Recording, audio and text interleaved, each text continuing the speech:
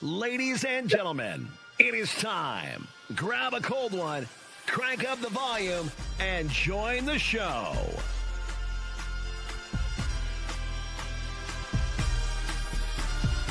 Welcome to NBNR Live.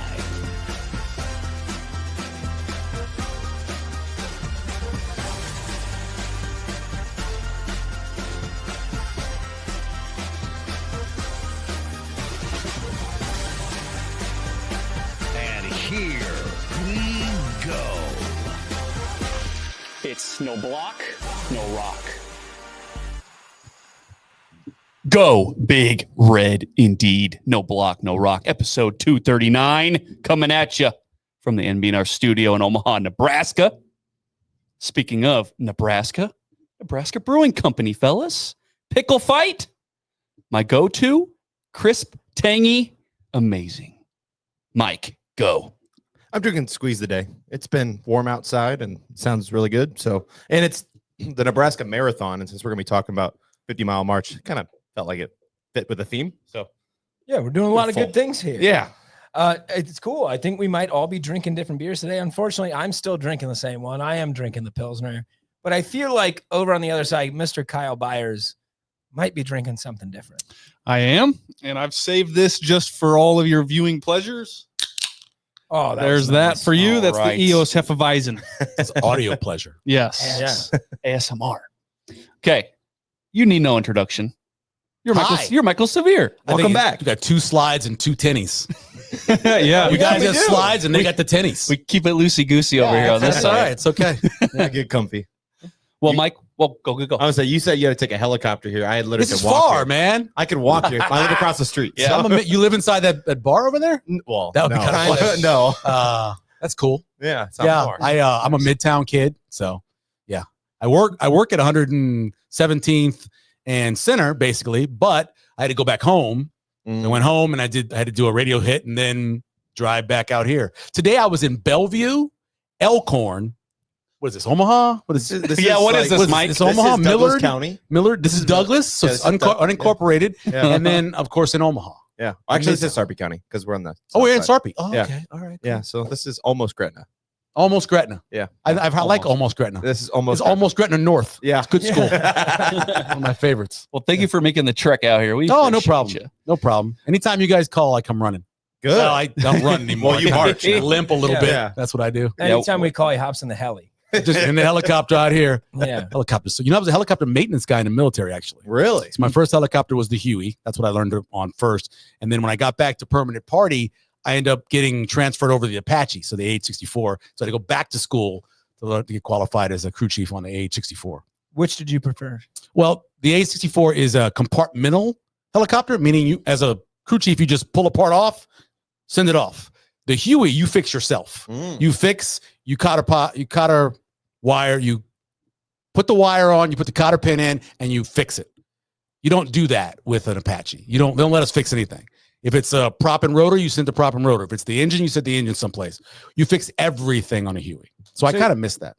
Oh, I was going to say, so you preferred the Apache? No, definitely more fun to troubleshoot. Here's the biggest difference between my generation and other generations after us. No offense to Okay, here we anybody in the go. room. Here we go. Is that we were taught to troubleshoot. Okay. And I know this by having 2 teenagers. We were taught to troubleshoot because you had to. There was no Google. Right. You had to actually, hey, is it plugged in? Is it turned on? Is the light on? We learn that way. Not ChatGPT. Not go into YouTube and go, show me how to fix this. Yeah. And so it's true. I try to talk to my kids about this all the time. You have to troubleshoot. To figure out what's wrong, you've got to go through all the things that should be working.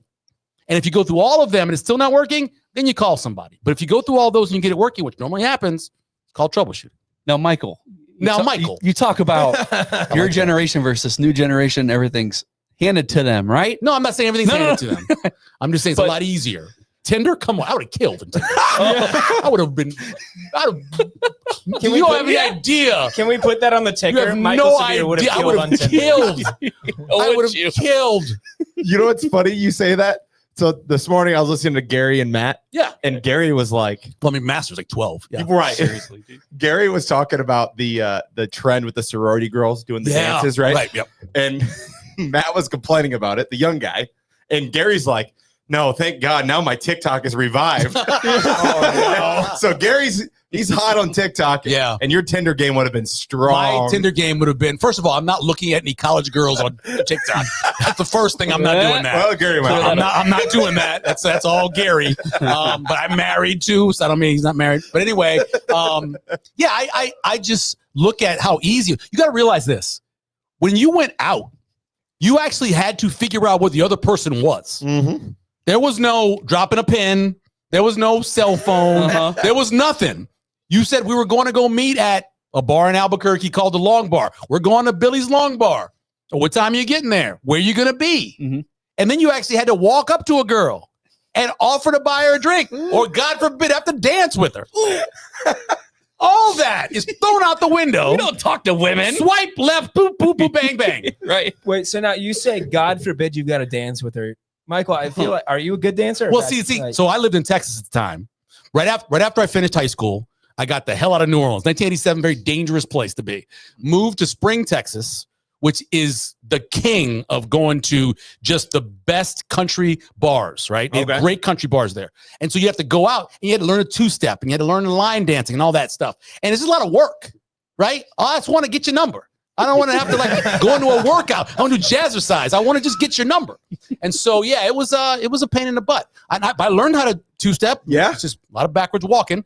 And I learned how to line dance because I had a little experience, the brothers line dance too. And then it's a little bit different, the Cotton Eye Joe and the Harlem Shuffle. But, that's what we did. I can just paint a picture now. Michael Severe walking into Cowboy a country hat, bar. boots. He's got the Cobra tip. I had on badass boots. He's got the Ropers, baby. I was a Roper guy. had the sweatband down in the back of his pants. And then every hour they'd play the black music triumphant. They would play Funky Cole Medina, Who Let the Dogs Out, and something else.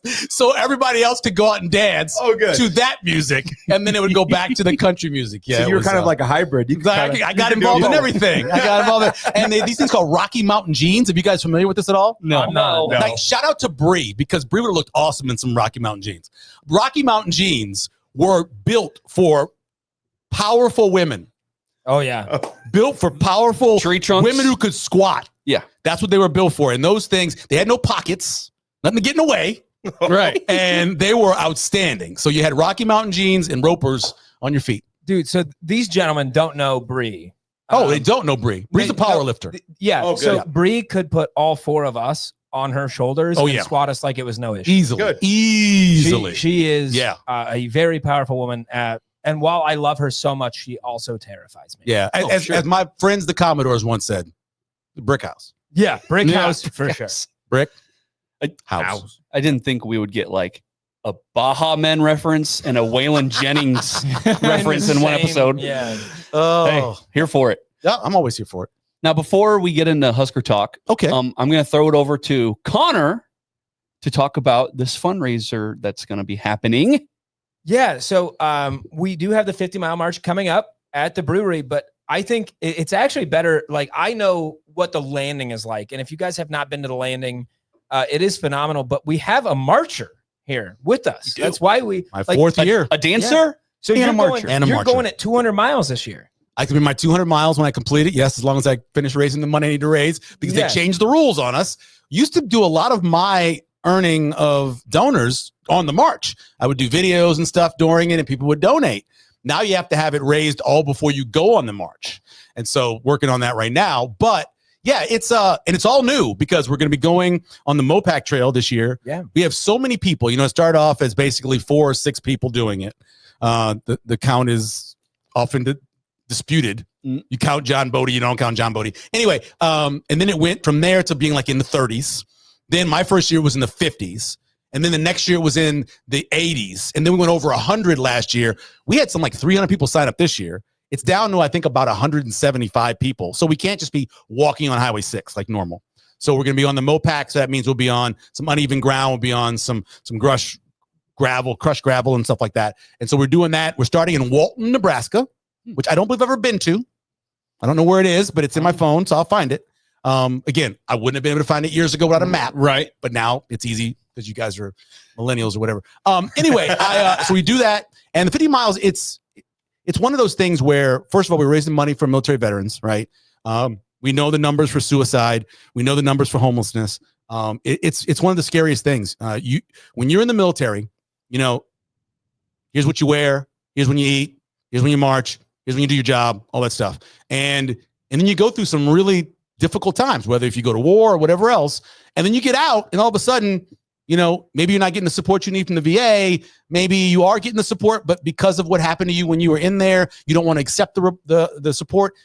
We're here to make sure that those people, those men and women who served for us and we march for them, that they get taken care of. And so we're building a facility. They've got the property bought. It's going to be awesome. My wife's a therapist. She thinks it's a great idea to be able to have that in all one place. You can have therapy. You're going to have the furnitures for the moving veterans forward, which helps veterans when they get out be able to have couch, bed, all that in their apartment or their house when they start off. And we're going to have everything right there. They can live there on campus. They can come for therapy there. It's going to be a really remarkable thing. But we got to raise the money for it. And so the goal this year is $600,000. Wow. With all the marchers, you have to raise a minimum of $2,500. And so, we're doing our best. Yeah, I know you guys got to do a big walkthrough of the Community of Hope, I believe is the name of this whole area, which is going to be fantastic. And it's going to be able to house veterans that are kind of in this transition period. Yeah. Have you seen those little houses? Oh my gosh, they're amazing. You unfold them, basically. Yeah. Okay. It's a flat thing, and you raise this side, you raise this side, you match it together, then you slide the thing over. And then now when you have those RVs that kind of expand out for the bed, they have that.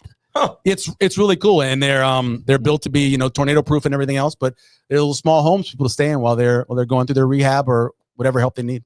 And then do they reuse those things or like? Yeah. So they just fold it back down when somebody's not using it. That's kind of cool. Yep. So I believe the idea, Michael, you can correct me if I'm wrong. The idea is the Community of Hope will be kind of like this transition period where you help people that are experiencing homelessness or need this community amongst other veterans, and they need their therapy. They need a way to kind of transition back into society. Yep. And as we help them find better homes and moving veterans forward, Ron Hernandez is a phenomenal man working at moving veterans forward. And he's fought cancer like 17 times. And it just beat it again. Just incredible. I mean, incredible. The strongest man I've ever met. But this is a way to help them get back into real life. 50 Mile March has been a huge deal with that. Again, they through this march have raised all of these funds to buy the land. And this year where they are, I'm just a helper. They are working to raise the funds to actually get these houses built and get these things in place. There is no just. The volunteers, the hospitality people, the people at Nebraska Brewing Company, everybody, they're all a part of it. There is no, I'm just this. It's everybody all pulling in one direction to get this done. Because the last thing we want to see is another person you serve with, ending up passing away because of the things that happened to them when they were in the military. So, and when is this? 23rd, 24th. We leave at 2:00 from this Walton, Nebraska place on the Mopac Trail on Saturday. And then we arrive. We're supposed to get to the landing area about 12:15. Yeah. It's kind of what they're expecting. So I recommend if you want to come see probably the most, it's insanely it's inspirational. Cool. It really is. Yeah. I fight back tears every year. Show up to the brewery at 11:30. Get your parking. We do have shuttles if you don't get parking right around the building, we do have shuttles from the Streck building to bring you up so you can witness it. But it's phenomenal. And it is a very emotional experience. And all of the money raised that day is going towards these veterans. That is right. That is right. And I've lost multiple toenails because of these things. Yes, multiple. I've lost in it. The little toenails, the big toe, the middle toe last year. Yeah. So And I want to give a shout out to Kim as well. Kim is going for 250 this year. We are not going to be in the same platoon. We've been in the same platoon 3 years. She's now with white platoon and I'm in yellow platoon. And I believe she's like a squad leader too. She is. Yeah. She's very excited. I'm not in the same one with her, which is kind of sad. Squad leader, huh? Squad leader. Yeah. You a squad leader? I am not a squad leader. No. I was not picked to be a squad leader. My mom, not military. Shelly is the squad leader for yellow platoon. Yeah.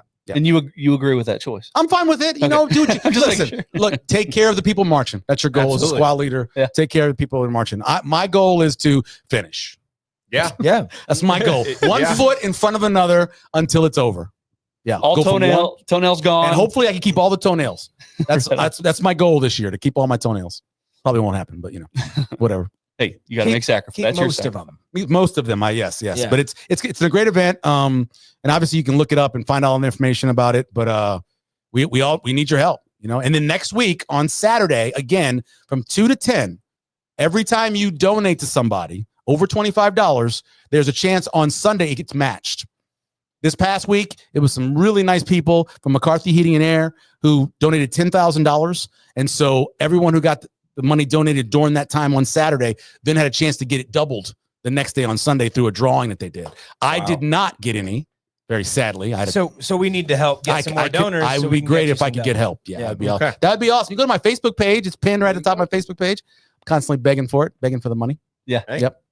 Need the money. I have a feeling there will be a clip made after this that we will be able to use to hopefully promote. That would be sweet. Yeah. Why do you have a Burger King crown? You know why. Well, you the king? Come on. No. It's because we won the crown Because They tournament. won the won the most crown. important tournament in But- basketball.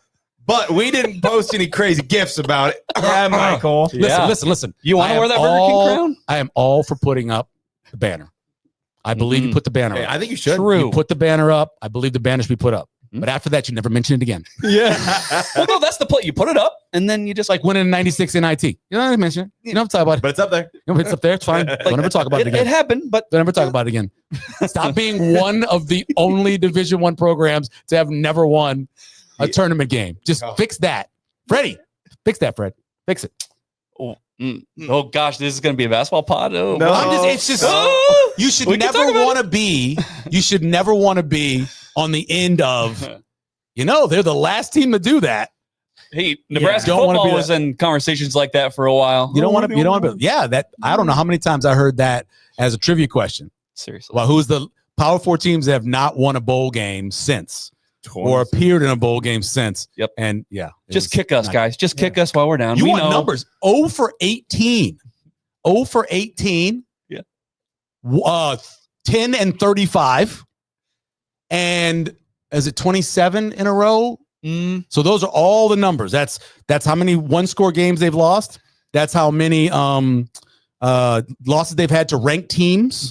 It's just been bad. It's been rough. Is that third number overtime? I was going to say, Overtime. one of them has to be Yeah. over Overtime and minus 20 is how many points they've scored in those overtime ones.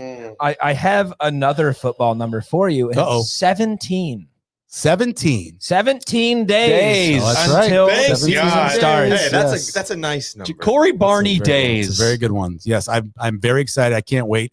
That this little stretch for me. I got an event coming up with the Jet Award Foundation on the 21st. We've got the raising the money. We got the march. Then right after that, you turn around. We got Big Red wrap up on that Tuesday, and then Wednesday, driving to Kansas City. Okay, so I've got a question on that. How does college football 26 end up with the Jet Award? Like, what does that conversation even look like? How did they even find out about it? Like, Yeah. what happened? So according to the people who run it, I got a direct message from the guys, and he goes, I reached out to Johnny around 2021, around that area, because they knew the game was going to come back. Reached out to Johnny. They couldn't make contact. Then the gaming tailgate, these guys who used to come on my radio show when I was over at the World Herald, and they're great. These guys, if you have a question about gaming, back then they used to keep track of the EA rosters for all the teams. So if you wanted to get the little update to put onto yours, That's what I they used to did do. that. Oh, And so hell they had all that stuff on their website. They found out that there were only 2 awards that they were still missing.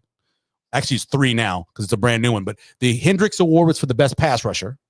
Then there's a Sean Alexander for the best freshman rusher in college football. And then there's the return, our award, the Jet Award. And so he put it on Twitter. The guy reached out to me as a direct message. We chatted about it. Sent the contract over a couple days later. Boom. We're in the game. We're in the game. Wow. Wish he was Pretty cool. presenting it in the game. It's in the game. Now you got to win it. Now you got to do the dynasty, and you got to win it. You got to be the best return specialist in You the know country. how hard it is to return in that freaking Is it game? really? Let me tell you the last time I played a video game, a football video game. Oh God. Bill Walsh 94. Oh, man. Bill Walsh Nothing's 94. really changed. I'll tell you. When I was in college, my last year in college, I had to get a knee surgery to get my knee cleaned up, and ended up having to leave work for a while. So I ended up staying in the dorm and the kids are all playing this Bill Walsh 94. There's no names on the game. No names, Yeah, just but the numbers. Yep. Well, I'm old. I knew all of those players. Yep. So 1979 USC, one of the greatest teams you never talk about. I won major championships in Bill Walsh 94 with USC 1979. Would this have been on CD-ROM? Like for PC? No, bro. It was a cassette. It was the same. It was a cassette. It was the same cassette. God. It was a cassette. The one. Put that back in there. Yeah, that's what it was. Yeah, it was in Sega Genesis. Yes, exactly. Yeah. It was Sega Genesis. This was before Google. Yeah. Oh, way Think, before right? Google. Yeah, this is 1994, man. Oh, We God. had a conversation about something similar somewhat recently with Brandon Kinney, who is a great friend of the pod. Mhm. We love BK. Were there players in the game who didn't necessarily look like what they were supposed to? BK I mean, they're complained that they had him with dreads. What I would tell you, they did not look in 94. They did not look like the players they're supposed to be. Oh, I will tell you, Joey Browner, who was one of the safeties for that 1979 USC team, was huge, right? Matter of fact, his brother was a tight end, the big guys. And actually, I think it's Ross Browner and Joey Browner. And Joey in the game is giant. So you had Dennis Smith, who was a all-pro safety, could have been a Pro Bowl, could have been a Hall of Famer. You had Jeff Fisher, the former coach, who was back there, Ronnie Lott, and Browner. And Browner was so much bigger than them, and he was in real life. But the majority of those guys didn't look like that. It wasn't, the graphics weren't great. I mean, it was fine. The plays were cool. Bill Walsh helped put the plays into the game. So Bill Walsh had a part in 94 and 95 building all of that. This is before Madden came along and Madden got involved with his game. So it was good times. Hey, so we just got done talking about Jet Award. Yeah. Okay. Now, last week, one of our big talking points was, I think most of us here were very excited to hear Jacory Barney be as confident as he was, saying that he was finna lead the nation in punt return yards. Yeah, he said finna. That's very Florida, Texas. Yeah. Finna do it. And so, we had some people here that were, look, we've heard the overconfidence before, hasn't delivered. But my argument was, this is Jacory Barney we're talking about, a guy who significant contributor last year, a tough dude. Yes, tough SOB. How many times did he fumble last year? 0.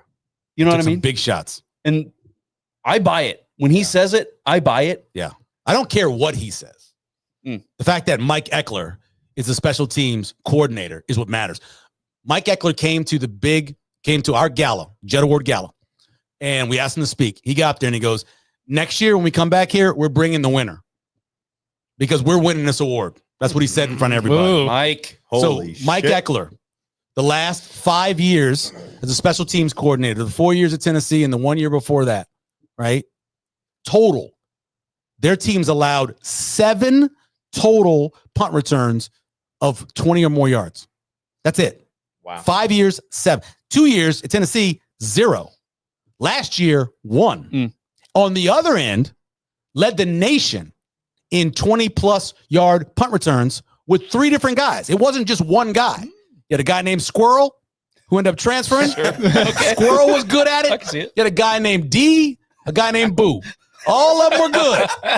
Year before that, he had D. Williams, was a finalist for the Jet Award. He puts guys in position with the players, the way they practice, and the guy they have returning to have big returns. They are going to have them. There's no doubt in my mind, and they're going to prevent them. That's what he does. So we have a number of different ratings we like to throw around on this show. Okay. There's Timmer, which was, I believe, the first, which is the Trust in Matt Rhule rating. Timmer. Okay. But there's Time. And as we're talking about Mike Eckler, that is the Trust in Mike Eckler rating. Okay. 1 out of 10. 10. Really? You're at 10. The number, every You number, were pretty high, too. Every number, look, every number that I look at, every Monday during the season, what I do for the first 2 hours when I get to work is go through all of the long returns, document them, all the touchdowns, go through all of that, and then name a special team returner of the week, right? I keep all the stats for it. I know how good Tennessee has been under him. And when he got there, immediately they were better. And when he left, they were the best. Well, they're one of the best. I think they were 5th, really, when you put all the numbers in there. I know he knows what he's doing because I have the history of what he's done the last 4 years. And then the year before he even got there, I think it was at North Texas or something like that, wherever he was before that, he took care of business and was really good at it. I have complete confidence that Mike Eckler will make this special teams 1 to 2 games better, wins better. So Wow. a secondary part to this question. We Okay. saw in the last, I believe, 7 days, we had a couple of injuries that came forward. Yes. Fly Hill being a big one. To get to those, punt return yards, we got to have that defense. We have to have that secondary. Does that concern you at all? Or is there still just that, total faith that, when it gets there, we're still going to get things done? Here's the crazy thing about Tennessee last year. They only played freshmen and redshirt freshmen on special teams in terms, not the returners, but everybody else. They didn't play starters. I think they'll play more starters this year than they did when he was at Tennessee, but that was the head coach there. He was like, I don't want to play starters on my special teams.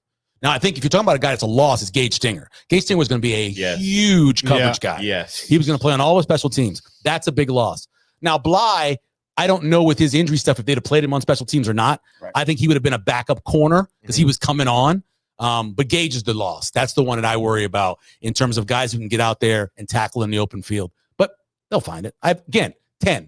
10 is my confidence ranking. Do you think we have the talent and the guys to execute the way that some of the teams that Eckler coached? Yeah, that's kind of my point, that he's done it every year, no matter who you have. No matter what is, no matter what the who's personnel been was. there, he still made it happen, right? And like I said last year, the majority of the teams that were really good at returning punts and kickoffs had one guy doing it. One guy was a great punt returner. Caden Wheaton was for Iowa, excuse me. He was their kickoff and punt return guy, right? And that's all he did. And it's like that for a lot of the other guys, our other finalists. 3 different guys had 20-plus yard returns for them. Also, by the way, they had like 13 of these, right? Only twice did they not score on those drives. Twice. Wow. Once was a missed field goal, and the other one ended inside the 7. Wouldn't on that be downs. nice? Wouldn't that be nice? Big, believe it or not, big returns lead to points. George Darlington will tell you this. He and Tom Osborne put together this formula, right? Plus 40 when you're kicking, minus 30 when they're kicking to you. In the end, that's a 70-yard difference or a 70-yard difference goal. They averaged 75-yard difference in 1995.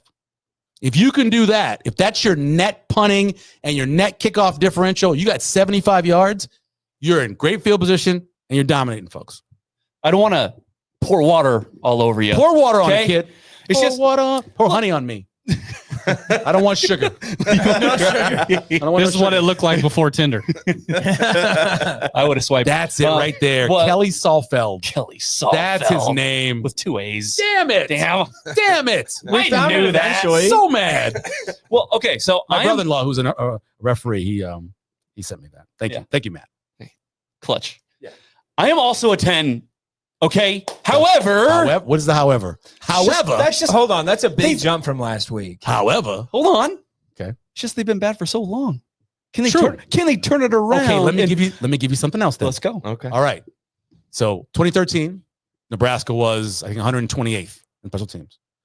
Bo Pelini said, we're not doing this anymore. I'm taking this over. In 2014, where'd they finish? They were first. They were first. Were they really? Yeah, they were first. First. Then they really struggled. You may remember this under Mike Riley. Really struggled punting the ball in 2016. All kind of problems, right? They bring in a new defensive coordinator. We will not talk about how he was as defensive coordinator, but he worked individually with the punter. And Caleb Lightbourne had a great year. If you concentrate and you spend the time, you will make it better. That's why you need to have a special teams coordinator that knows what they're doing. You need to spend the time. You need to concentrate on it. The head coach has got to care. The head coach cannot be a head coach who's like, oh, whatever happened on special teams. I'm not going to even show up for the meetings. You can't be that guy. You've got to care. And every time Nebraska has tried to care about it, it's made a difference. God, we have been beating that horse to death we've been doing this for almost 5 years now. Yeah. Been saying it since day one. Did that guy see the strain? Did you see the Well, strain? he told us where the strain was from a 50,000-foot view. He told us about the strain. How about the fact that he couldn't even clip his microphone on his shirt? Crazy. Just hold it right Still blows my mind. And I thought he'd be a good coordinator because he was good 2 stops before that. there. Hey, we all trusted and tibbed when he was first hired. We all Oh, yeah. tibbed. Oh, Yeah. So I was excited about a 3-4. I like 3-4 defense, Hey. but you know, And he knows how to he can flap those gums like nobody else's business. he's got a job. He's still working. He's always finding He's still a job. working. Still working. Yep. Here's all I know. Here's all you know. When Archie goes out there for his first punt, that dude better do a freaking backflip or start juggling and then kick it out of the stadium. Why does he have to juggle? I don't just know. Fine, kick it out of the stadium. He's got to do something cool. Don't kick it out of the stadium. put it on the 1. Put it inside the 5. Just put it inside the 5. That's what you got to do. Why did Nebraska lose to Iowa? I mean, Well, There's a special lot of teams. reasons. The special teams. because LeVar Woods is It was cool. pure. He is a really cool dude. Johnson's pretty good. It's all about special teams. That's what it was. It was them consistently winning the battle of special teams by punting it, and then we punt it back, and then they gain 3 yards, and then they punt it, and they gain 7 yards, and then the punt happens where it falls, and the ball gets tipped, and they get it, and they get a field goal. Special teams cost Nebraska so many games, especially against teams that are good at it. Go back to Wisconsin was good at it. Go back to when Minnesota was good at it. I was always good at it. Lose those games. Special All teams the just time. always seems like the ultimate like discipline thing. Mhm. Like when all these big errors happen, it's just sloppy football. It's just miscues and mistakes. And then you look at like Iowa, Minnesota under PJ Fleck, Wisconsin, I guess under like Paul Christ. Well, wouldn't you Like those mistakes didn't happen because they weren't sloppy football teams. Like their special teams are good because it's just it's such a discipline. They don't have to beat you. You're beating yourself. Exactly. Yeah. Well, yeah, because special teams. And look, I'm a layman here, okay, but doesn't it kind of just You reveal? look Irish. I'm very Irish. But doesn't it just it reveals whether your team is disciplined or undisciplined, and that's where it really shines or doesn't shine. Like It I will really never comes out. I'll never forget that like botched punt return safety against Illinois when it was 110 degrees outside. Yeah, CTV. That was the ultimate sign. Like, oop, this is over. This is bad. Yep. And this is old, right? And this is an old coach way back. This is one of the pillars of what football became, right? You read anything about Vince Lombardi. The thing that Vince Lombardi did, remember, Vince Lombardi didn't get a chance to coach until later in life, right? There was, because of some, we don't like Italians and other things, and he didn't get a chance to coach late in life. What he got to do was he got to learn the game, and he got to learn how to coach people, men. And his thing was, you do it perfect every time. We're going to run this until we're perfect at it. And then in the game, we just do it, right? That was what they did on offense. That's what they did on defense. That's what they did on special teams. They didn't make mistakes. You got to be perfect when you're out there because it's too close now. A lot of the games are between, 2.5 and 6. That's where they are in terms of the lines. You're going to have close games. Look, 35 times Nebraska has lost a one-score game since, 2018? Yeah. Right? God. Think about that. That's just incredible to even think about. Isn't it an anomaly at some point where it's just it has to flip? Well, but it it's did also happen with Bo, though. If you go back and look, the first 2.5 years of Bo Pelini, they lost a ton of close games. Then he had a stretch where he won like 11 or 12. So yeah, once you get out of it, I think it starts rolling the other direction. But they haven't had been. They got out. They got out of it in the bowl game, right? they sure did. They got out of it in the bowl game. Although the game should have been that close. They scratched it out, Mike. If you want to count that, it should never been that close. We gotta let them come back in the game so we can win by one score. Yes. Yeah, let's have them return a block field goal for points. Sure. So let's much. make this interesting. Yep. In those one-score games, like we unfortunately get to talk a lot about mental strength because when you get down to the wire there, that's ultimately what it's going to come down to.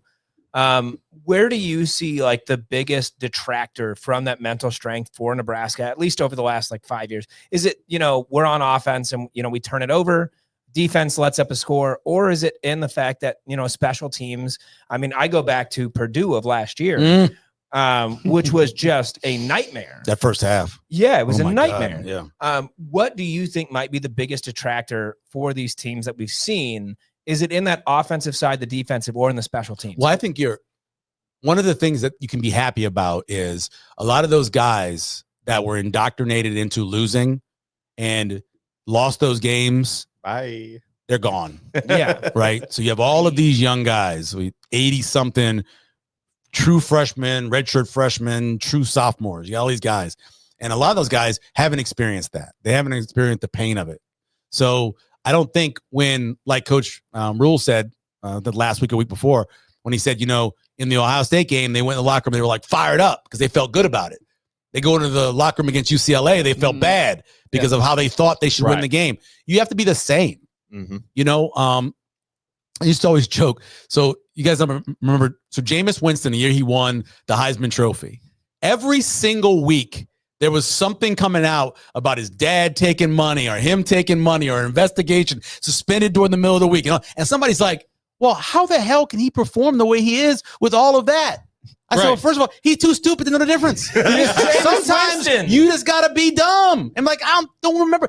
Go to one side, go out the other. Just go do your job. And that's all he did. He went out and did his job. And they went undefeated and they won games, right? That's what you have to do. You can't be constantly thinking and worrying about what's my score on PFF and what's somebody going to say about me on Twitter. Just go out and do your job. That's all you got to do every single day. The answer, young people, to every single question is very easy. Get your ass up earlier. I couldn't get up earlier. Why could I get up earlier? Get up earlier. No, just get up earlier. Right? I was working 2 jobs. I was working 2 full-time jobs. I was getting up at 3:30 in the morning. Right? I couldn't get a workout in. Back when I used to work out. Couldn't get a workout in. I started getting up at 2:30. Right? Because I wanted to do that. It meant something to me. If this should mean something to you, go do your damn job. Michael, all you got to do. Finish this sentence. Okay. Nobody cares. Work harder. Work harder is the word? Yeah. I'm sorry. I was say unless you care. Come on, nobody's heard that before. You care. Nobody cares. Work harder. Work harder. I agree with that. Work harder. Hard work is the only thing that you can count on. You can't count on the wind blowing a certain way. You can't worry about the rain coming down, the sun's in your eyes. You work hard, that's on you. You control that. And you have to be able to do that. It drives me crazy when you have lazy people. And by the way, a lot of times lazy people succeed, which really sucks. Oh, sure. And it shows other people that you can be lazy. But the lazy people out there are the ones that cause all the rest of us to have the problems we're having. Yeah. That's the way it works in society. The phrase I know Don't is be lazy. hard work beats talent when talent doesn't work hard. It's very damn true. Yeah. It's very damn true. Okay, so we're talking about hard work versus laziness, right? Get up earlier. Get up earlier, baby. And you got done talking about Jameis, who could go one ear out the other. He did. Be kind of ignorant, right? Uh-huh.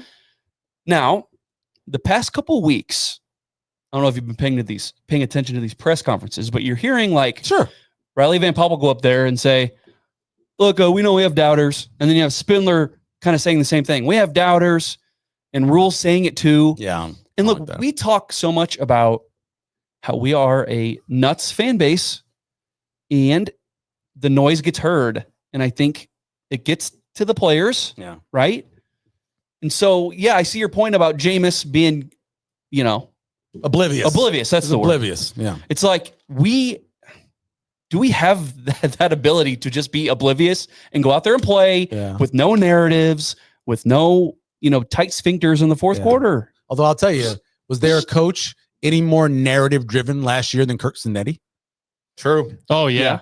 Constantly mentioned where they were picked to finish, what people thought of them, the criticisms. He talked about it constantly. And they used it as this motivation. And it's not always great, but us against them. That's what they did. As did Bo. And it worked. And Bo did that too. And against the world. It lasts a certain amount of time. Yeah. And then it doesn't last anymore. Right. But yeah, I think that you can say, listen, people don't think that we're great. You know what? They're not here in practice with us. They don't know how good we're going to be. Mm-hmm. I don't know if you turn around and say we're going to win the Joe Moore Award. Yeah. I don't know about that. Or that this O-line's better than Notre Dame's, but he walked it back. Yep. So all I know is, by the way, 2 of their players, the center and the guard, both transferred to Big Ten schools. Which I thought was kind of weird. Is that a money thing for Notre Dame, I wonder? But anyway, I just look at it and I say, it's simple. Just do what you're supposed to do.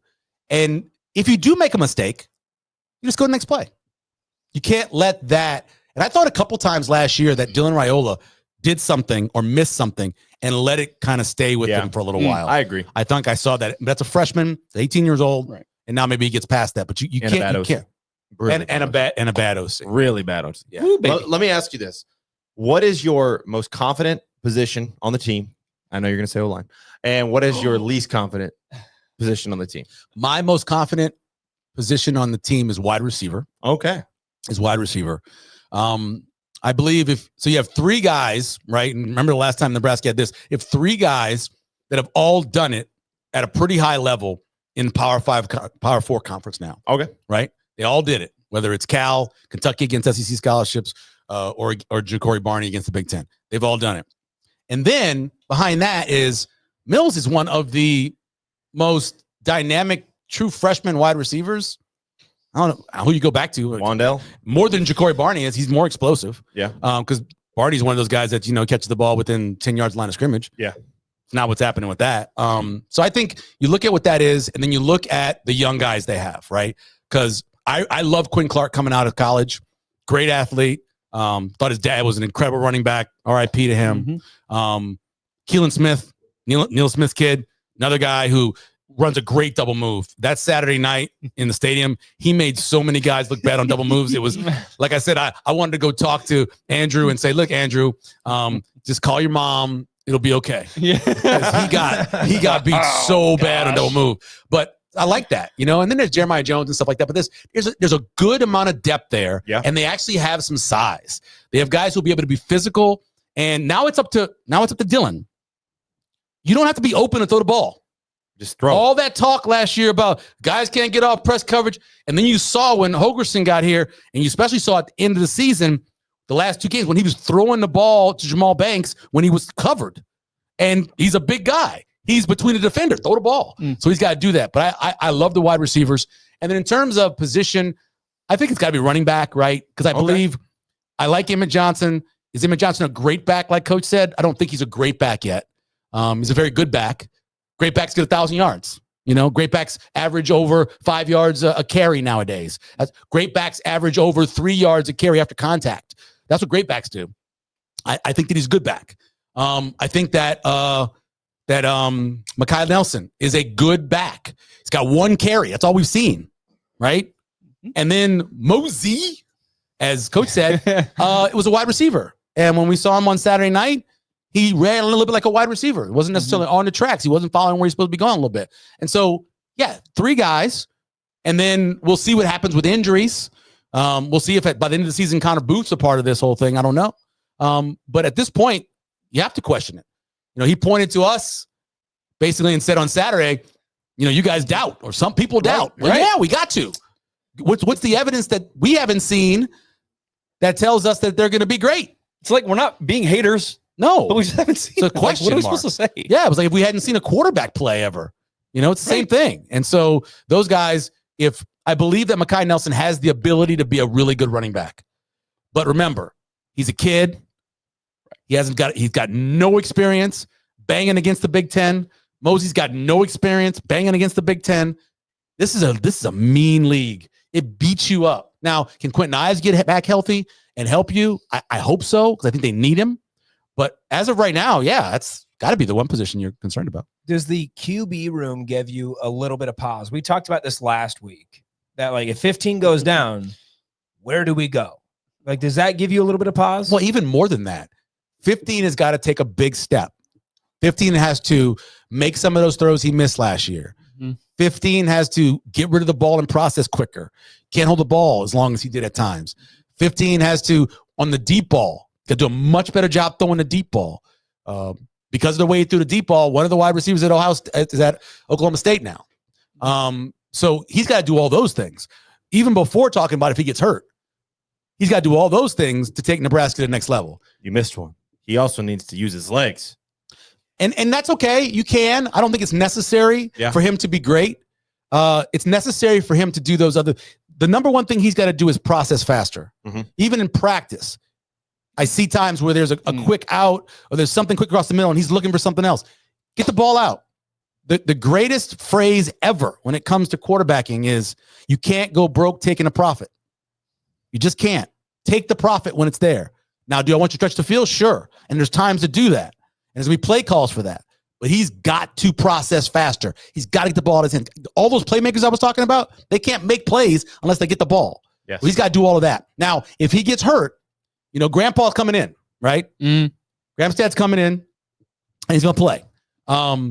He's the guy that's got to run around and do a bunch of stuff because littler guy in the pocket, you got to make stuff happen. Mm-hmm. I think if he got hurt and it was a long-term thing, I think they go to TJ, actually. Yeah, that's what I wondered. I think they go to TJ. I think they say, listen, TJ, you're the next guy in line. He's going to be out for however much. You go to TJ and you see if he's what he's got. Because you got to. Because if TJ doesn't play this year and then Dayton comes in and then the year after that somebody else comes in, you don't know what you got. So it'd be your chance to find out what you have. So my big thing was I said there's like no way that TJ is going to come in like in any major role unless 15 gets hurt by like week 5. Yeah, and it's an injury where he's out for a while. Yeah, and like if it's by week 5, I can see going to TJ Lateef. If it's like week 9, I can understand bringing in Gramstad. Mhm. But I just It depends on what their record is in week 9. yeah, But you could play that's Lateef fair, because he has too. the 4 games. If you're at week 9, then you could reasonably run it. Yep. Well, They'll be week 9. They'd be. I have them at 9-1 going to Pence. No, I have them at 9-2. Don't get Sorry, us hold too on. excited there, Michael. I have them losing to, just so you know, Minnesota, USC, and Penn State. That's what I'm losing to. So That's the only 3 games I'm losing. He's 9-1 guy. we have not 9-1 done guy. our season predictions yet. We're actually doing that on the 25th Yeah. at Nebraska Brewing Company. Live Yeah. show. We will be doing a live show there. Let me give you a but- stat when you make your picks. But so Nebraska's not won back-to-back road games where they play back-to-back on the road. They haven't won both ends of that since was it 08? 2014. 2015. It's got to be before that. No, it's gotta be. No, I think it was probably 08. It's probably like 20. It's like 2003. 2006. 2006. Michael, we tweeted together about this because you put out 2006. the stat about winning the second The leg. second of it. one, yeah. And then I'm a slut for stats, and I had to ask you, like, what's the record Yeah. on that And they're first leg? very similar. Like it's Yeah, 3, it's not 3 good. and 14 and 4 and something. But Yeah. but for winning both of them. So if they're going to go to Maryland, come back on a short week, that's why I'm losing to Minnesota. But so you have, are we not? Oh no, we have Michigan at home. Yeah. And then at Michigan State, but you have us beating Michigan. You love Yeah, I have beat Mitch. I think USC is going to be really good, right? I think getting Michigan with the freshman quarterback without their head coach in week 4, I think is a perfect spot. It's going to be rocking. I think they can, as long as they can hold up against Michigan's offensive line, which I think they will be able to do, I think they'll be able to move the ball on them. I'm not scared of Michigan this year. Matter of fact, I hate the whole state of Michigan. Yeah, we know. Just so you know, whole state of Michigan. What did Michigan do to you, Michael? It's shaped like a hand. I mean, what's up with that? Also the worst place, worst road trip I've ever gone on. Yeah? By far. Food was bad. Hold on. Parking was bad. Was it East Lansing or was it Ann Arbor? No, Ann Arbor. I went to Ann Michigan. So Really? Yeah, yeah. I've heard the big house is it was not great. It was not great. It's wasn't Not very loud. loud. The way it's set up, it just doesn't. Ohio State is much louder Way loud. Yeah. because it goes up and it's very loud. You can't even hear the announcer most times. I went to an Ohio State Penn State game Ooh. in 2013. Okay. And it was phenomenal. Ohio State fans were the worst. Penn State fans were a close second. Kyle, I think you might have some questions over there. Yes, I do. Oh. I'd say I grew up a Penn State fan. I lived in Happy Valley. I understand. They're horrible people. Trust me. I know. We've got a couple super chats in here. One chats. from Let's go, baby. the BA Coaches Show. Shout out. Shout out, BA. He says, been waiting to say this, but Daddy needs a touchdown. Thanks for the trick play name. I think that was in reference to like us talking about over-unders or like gambling in one of the old episodes. Daddy needs a touchdown. I needed I think that was a Bigelow a score for the over. Yeah. And I was sitting next to Bigelow. Yeah. And I said, man, Dad needs a touchdown. Oh, yeah. and then he brought it up on the radio. But yeah, that was wild. hey man, I like to gamble on college football. I mean, it's one of my favorite things to do in the world. If you do the work, again, I do the work.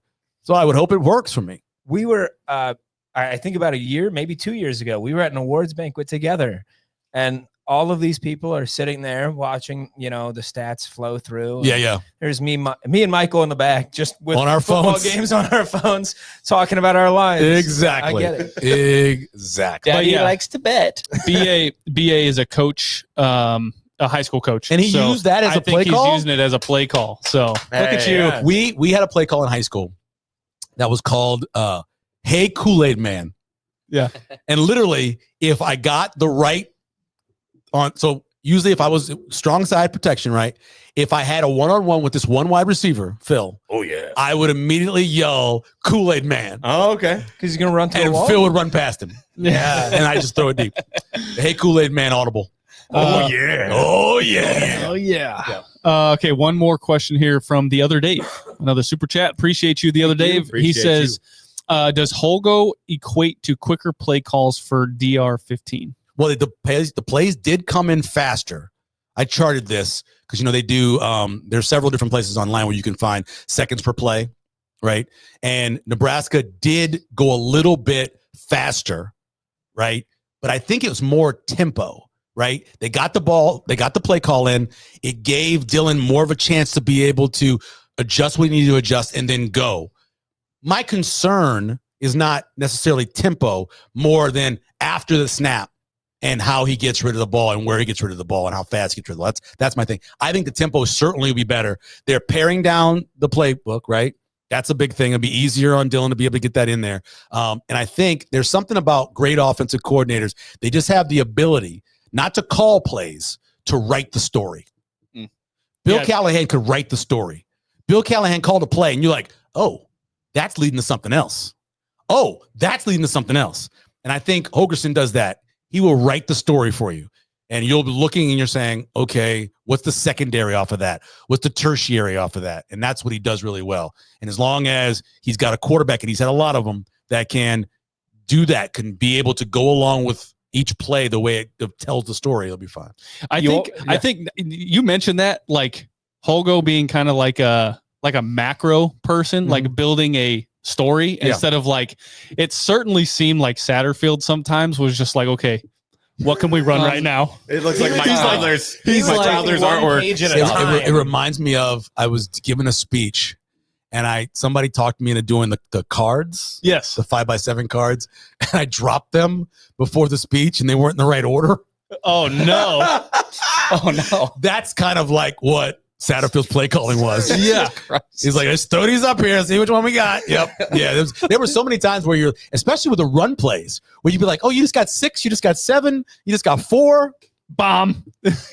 How about another time? Screen pass. How about keeping the same back in and let him run again? Oh boy. Yeah. You're just scratching our itch here. That's all we freaking talk about. It's freaking running back rotation. It's ridiculous. And part of that is Barthel, I believe, if I'm not mistaken. Part of that is him.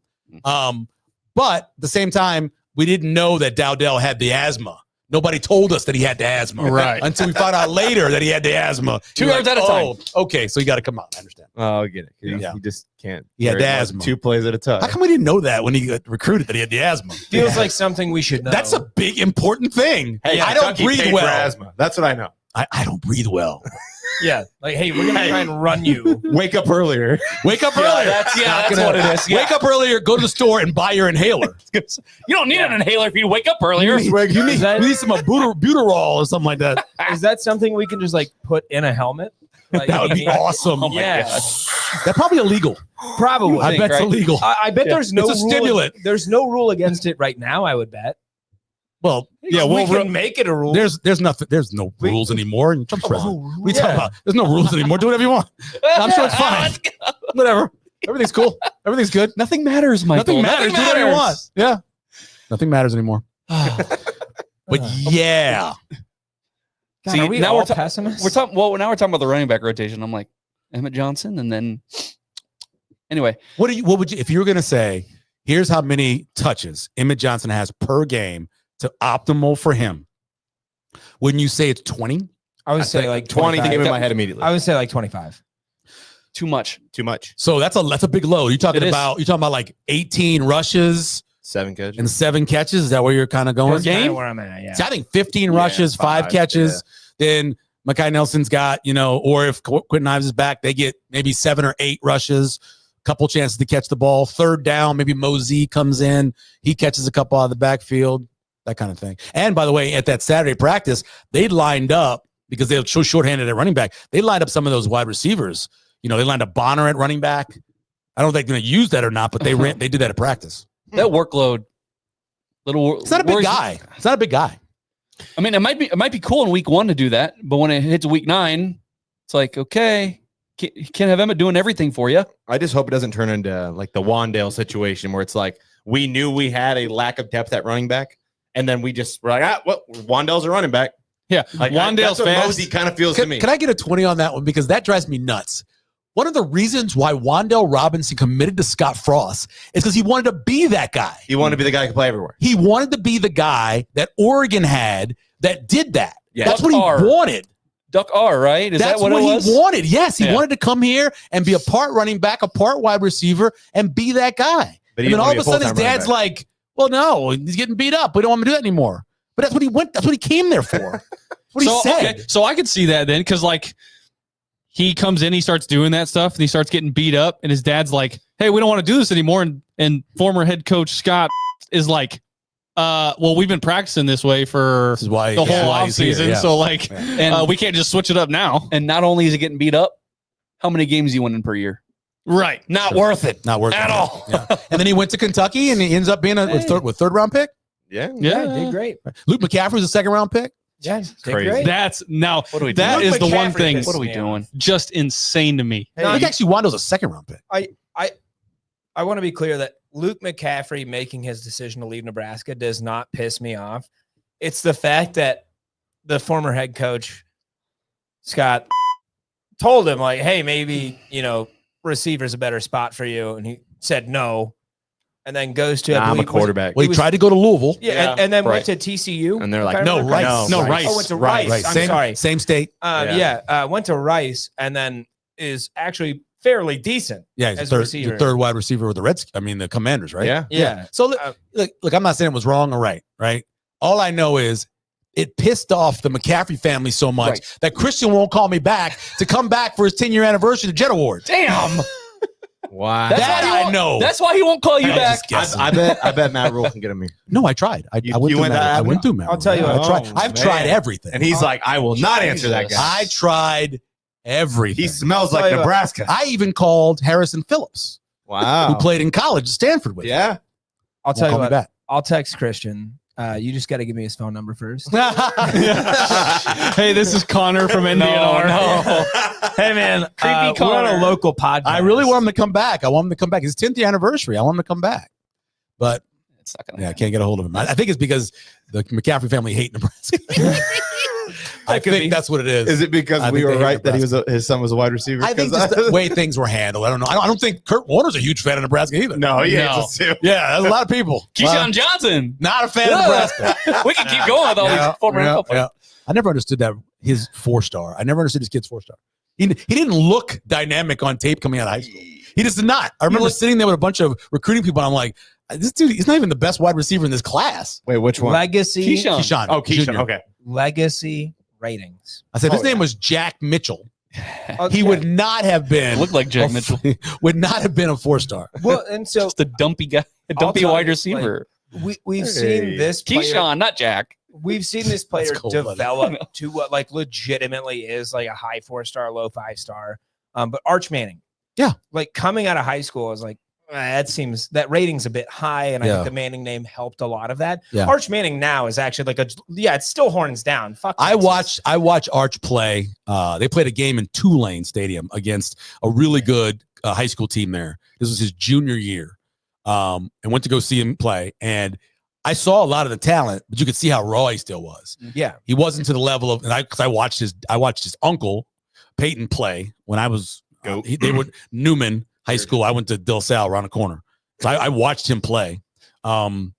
He wasn't as developed as what Peyton was his junior and senior year, and he wasn't what Eli was either before he went to Ole Miss. So he was just raw. And now you see him kind of coming into his own, but he's not going to leave until he's got 30 starts. He's just not. They believe in that. They believe in the 30 start rule. 25 to 30 starts. If you don't have that, you're usually not successful in the NFL. And so his uncles, his dad, he's staying. He'll be there for another 2 years easy. Well, and the thing is he's behind a 7th round pick or whatever. And Quinn Ewers. A lot of people didn't think that Quinn would be a 7th round pick, though. Right. Yeah. I Yeah. mean, originally he was but they predicted like were first round winning pick. games. Yeah. If he was behind a 7th round pick and they were losing games, I'm sure he'd have played more. Right. Or if Quinn would have stayed out when he hurt that, it was the rib cartilage. When he had the rib cartilage thing, if he stays out longer, maybe Arch wins the job. I don't know. Yeah. That's kind of weird. We are at about an hour and 1 minute. So Just real quick, we just talked about Arch Manning sat a year. Do you That almost 2 years. Yeah. Like, do you see it's a benefit to, sit and study and all that stuff. And then you have Dylan, who had a decent freshman year. He had a very good freshman Right. year. And so Very good it does get you thinking, like, what if they would have gotten the Syracuse guy? Like, maybe Common Core. how much better could Dylan have been? I don't think Dylan comes here if they have Common Core. Remember, that's the same day. That's all on Saturday. Mhm. Kyle comes to visit in the morning. That's when Dylan calls Matt Rhule, and that's when he decides. And then Kyle McCord goes off to Syracuse. Yeah, I'm not saying So that. I don't think he would. I don't think he come would. I don't think he was going any place to sit behind anybody. No, Right. he was going to be the starter. That's why when Yeah. they found out Georgia was going to have their quarterback coming back, he decided that he was going to go someplace where he could play right away. Nebraska, Dylan Rhule, 17 big time throws, 12 turnover worthy plays. That's really good for a freshman. Mm. And only 4.7 of the turnover rate was under pressure. Freshmen usually over 10%. So he actually really had a good freshman year. The problem was, and I preach this constantly, they were 114th in finishing drive rate. That means when you cross your opponent's 40-yard line, how many points do you get? Mhm. Are you getting 3? Hopefully 7? Or like Nebraska a lot of times, 0. And that's why they were just a little bit under 4 points. When you're under 4 points a possession that's successful, you're not good. And that's why Nebraska were what they were at times. Finishing drive rate. That's on your quarterback. That's what he had to get better at. And DJ Lagway is probably just astronomical at all those stats, right? Because I think DJ Lagway is an NFL player. And right now, DJ Lagway, from what I've seen, is a more advanced quarterback because of the fact that he has the ability to use his legs a little bit more. But throwing the ball as well, I think he's more advanced. Okay. You watch both of them play. A little Anthony Richardson. You watch both of no. There's times where don't even do that. Yeah, don't you talk to me about I wrote in my review of Anthony Richardson, watch his tape. I'm not sure if he's actually right-handed. Because there were times he threw the ball and I thought, God, he's got to be left-handed because there's no way he could throw the ball like that and be right-handed. So no, DJ Lagway is a much better passer than Anthony Richardson's ever been. Michael. Not the same. Michael, I don't know if you know this. You're a Colts fan? I literally. I'm sorry, dude, but Yeah. I didn't understand that draft pick at all. I didn't get it. It's one thing to take Milroe, who maybe you can move to another position. The other one is to take Anthony Richardson at 4. So it was the first year that me and my now wife were dating. Congratulations. Yeah, thank you. Welcome. But it was on her birthday. April 27th was the draft. Yes. First round. And I made her watch the first 4 picks with me Okay. on her birthday. She should before want we to went watch dinner. that with you as her birthday present. Oh yeah, no, she was super I excited. bet she was. And we drafted Anthony Richardson. That is true. And my first reaction was fuck. And then I convinced myself for A lot of people did. I convinced myself for a year, and Mike, I love you. Mike has kept me grounded. Were you watching when he checked himself out? Yes, I could've got watch every I'm like, game. Chris, come here. Come here, quick. Rewind this. Yeah, You ever seen a quarterback take himself out before? Yeah. She's like, no. And it was worse when he tried to defend it. He's like, I was winded. It's like, that's not good. That's what excuse. happens. Yeah. Wake up earlier. Here we go. Do more cardio, baby. So now this year, I'm getting my wife. I indoctrinate her. She's a Colts fan now. Okay, Sure. sorry. Sure. Yeah. And she's like, so what are we looking like this year? And it's like, I hope we tank. And it's like, we go draft Archman. Yeah, you're not going to have a worse record than the Saints. I'll tell you that right now. Yeah. You're not having a worse record than the Saints. That's so You're bad. Right. not having a worse We record than the have- Saints. Our QB battle is the least accurate QB in the NFL last year, Yeah. and the second worst in accuracy in the Spencer NFL last Rattler. year. Terrible.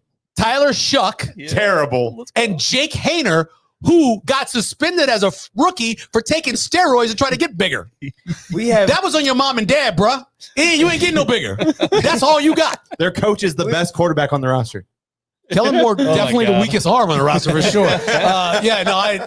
They're gonna be horrible. Real quick, one last question here from the other Dave. He says a severe reaction back this year. Yes, it is. 8 to 10, 16, 20, Sunday mornings. I'm going to, because it's a Friday night, I'm going to Minnesota game.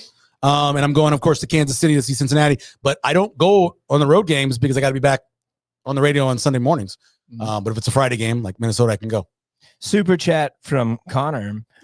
Mike and I are going to the KC Cincinnati game. Okay. Would you like to come tailgate with us? Sure. We're getting in there Wednesday.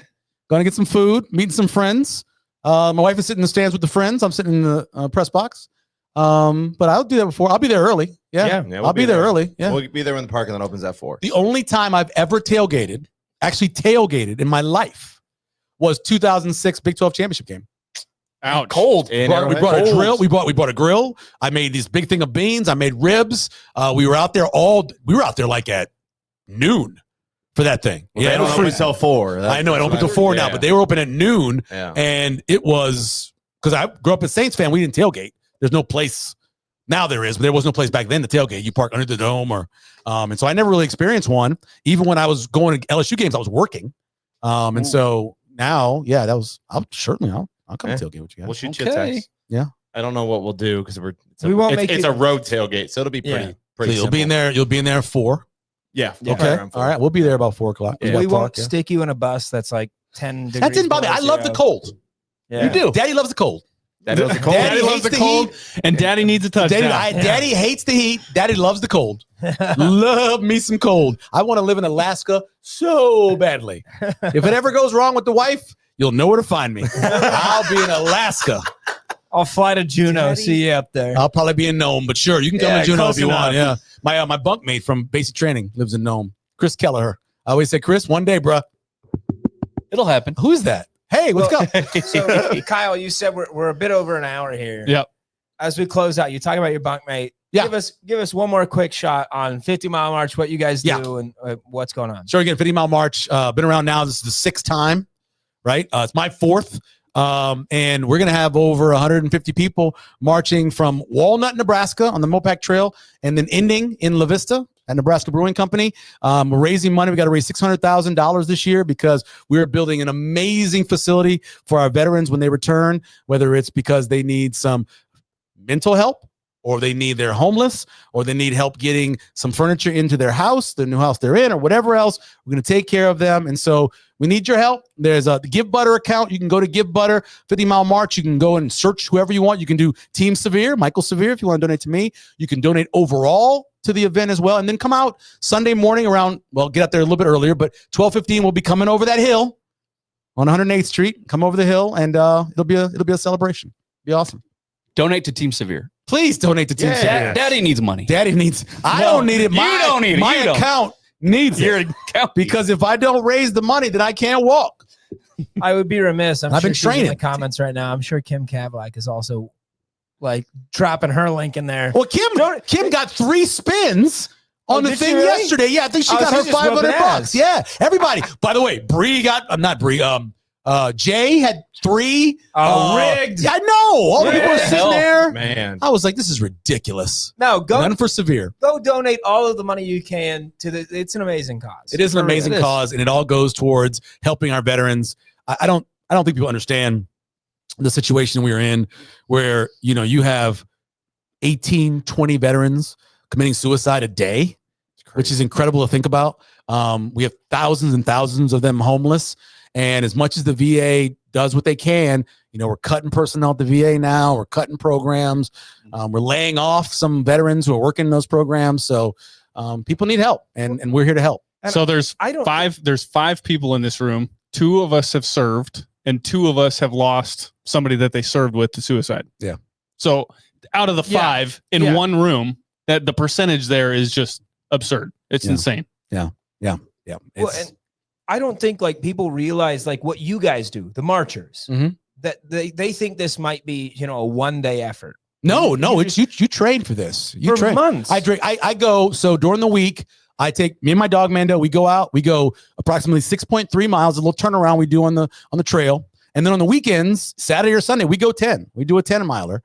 Sometimes we'll do it both days. I'm walking, 40,000 steps, or not 40. I'm walking 40 miles over the course of a week, most weeks. Wow. Just to get ready for this, to make sure I'm ready to go. You got your feet got to get ready. You got your shoes ready for it. You got the right socks. You got to get everything. Now we're walking on a trail to where you can get rocks in your shoes. So you got to wear the little gaiters around your shoes too. I mean, it's it's a science to doing this and making it happen and getting it done. It's a science. And we got a lot of help. You know, the people who are on the hospitality crew who have everything set up when we get to the location. When we get to the location, everything's set up. Our bag is out. We can change our socks. We can change our clothes. We can gather wet clothes and sweaty clothes. Get something to eat. Get a pickle. Get a banana. Whatever you're going to get. And then start marching again. And one time you guys brought out donuts or pizza. Yeah. So we Baker's Candies, right? Yeah. Normally it's at Baker's Candy. Yeah. We've nicknamed it Operation Donut Drop. Yes. Unfortunately, I won't be on Operation Donut Drop this year. I'm at a wedding. I will be at the landing. Okay. So I'm going to be out till 2 a.m. the night prior and then be at the landing at 7 a.m. Okay. So I'm super stoked for that. Should be fine. I do have donuts coming to you guys. Oh, okay. All right. I've confirmed. I just won't be the one bringing them to Okay. you. So Donut Drop is still a go. Donut Drop is still a go. Activate Donut Drop. I like it. Okay, cool. But yeah, no, we appreciate what you guys do and what you're and also doing thanks to Hy-Vee, they give us these breakfast burritos. Yeah. At one of the stops. Usually it's the Hy-Vee stop, but we won't have the Hy-Vee stop now. We'll be stopping at some other place, and they're going to bring out the little breakfast burritos and stuff to eat too. So it's awesome when you see those. Thanks to Hy-Vee for that too. The community really comes together. And my God, it is yes. 100% helping veterans in our local community. So Right. like Michael said, if you can, go look up 50 Mile March, donate money however you can. It's just a phenomenal job. And these guys, you guys spend months a year working to do this. Yep. Like Getting ready. Please go check it out. Please donate some money. It's a phenomenal cause. We appreciate that. Go to his Facebook page. Go to my Facebook page. It's pinned there. You can also go to Give Butter 50 Mile March too, and you can just search for me, put my name in, and then donate. It'd be awesome. I'd love that. Hey, and come out on August 21st at Herd at Sports Bar. 21st. Come out August 21st for the event I'm doing through the Jet Award. We're raising money. We got a round table. It's a black shirt round table. We're going to have Jason Peter there. We're going to have Jay Foreman there. And we're going to have Zach Bowman. And then I don't know if you guys are old enough to know who Brett Clark is, but he was a All-American safety for Nebraska in 1984. When Brett left, he had the single season tackle record. He also had the single season pass defended record when he left too. This is a guy who was a great Husker in the mid 80s. So we're having a black shirt from the 80s, a couple from the 90s, and one from the aughts that are going to be there. And we got a great auction. We got all kinds of cool stuff for the auction as well. So that's at Herd at Sports Bar, August 21st, 6:30. Coming out. Go to jetaward.com, find out more information. You got a lot going on. I know. Isn't it ridiculous? Big Red Wrap Up coming up. I know. Got Big Red Wrap Up coming up. We got that. Got the March coming up. I got a Jet Award new student luncheon is September 5th. And I got to put that together too. And by the way, Coach Foley's going to come and give a speech. Let's go. Going to come do a speech while we're there as well. So yeah, thank you to Coach Foley for coming to do that. Yeah, he's going to give a speech on how to do long snapping. He's going to give a speech on just being motivated. All right, waking up earlier. That's right. Go out and get a job, kids. When you graduate from the Johnny Rogers Career and Technical Scholarship. Stop using AI. Stop cheating, Mike. Stop using Gork. AI doesn't always get stuff right, by the way. Yeah, no, it's horrible. Oh my God. We had a guy at the Big Red Brunch this past week. The guy who gave me the questions, instead of going through Sam McEwen, he thought, "Oh, it'd be cool to use Chat GTP." And it said that Western Camp was a walk-on. Not true. It said that Troy Dan had only coached hadn't been an AD at only one or two Division I schools. Not counting Northern Iowa being Division I. Oh, okay. Just saying Tulane and Washington. It had like 4 errors and 5 questions. Gotta be careful. Don't trust ChatGPT. I will tell you, Mike. I'll out Paul Kavalak really quickly. We were going through a bunch of helmets in his basement recently. Mhm. One was a Dallas Cowboys helmet, and he pulled up Google Lens to figure out, because we, like, on its surface, couldn't figure out who the signature was. Use this Google Lens. He's like, "Oh, it's Dak Prescott," and I said, "The fuck it is." It was number 4. No, so we looked it up. It's fucking Emmitt Smith. It's 22. Yeah, I was like, "What are you talking about, Dak Prescott?" That is hilarious. So, I'm sorry, Paul. I know you're watching. Yeah. But I did have to out you for that. I have a Joe he's a big Horn AI helmet. guy. Joe Horn Horn. signed by Joe Horn. Yeah. Yeah. The guy who That was a bad man. he pulled out a phone out of his Yeah. pocket. His little flip phone. Yeah, he did. Yep. That was cool. Pretty cool. Yeah. The Motorola. Yeah. His son's plays in the league. JC Horn. He's a That's right. defensive back. Yep. Yeah. So Joe Horn with the phone. Yep. Kyle Turley with the helmet. Through it, man. Hey, don't touch people's privates in a pile, A&M. Don't do that. That's what causes people to get Deshaun upset. Watson. Ben Cotton is hurting. Ben Cott's still hurting right now. And so was Cal Turley when he got mad. Yeah. 2002. NBNRpodcast.com. For every social media website we use the same handle to make it so easy for Thank you you. guys. Thank you very much. Thank you very much. Go to Michael's Facebook, give him money.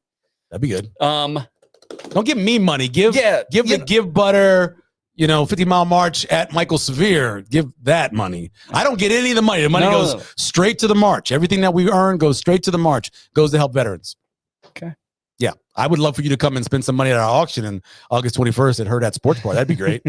Be pretty cool.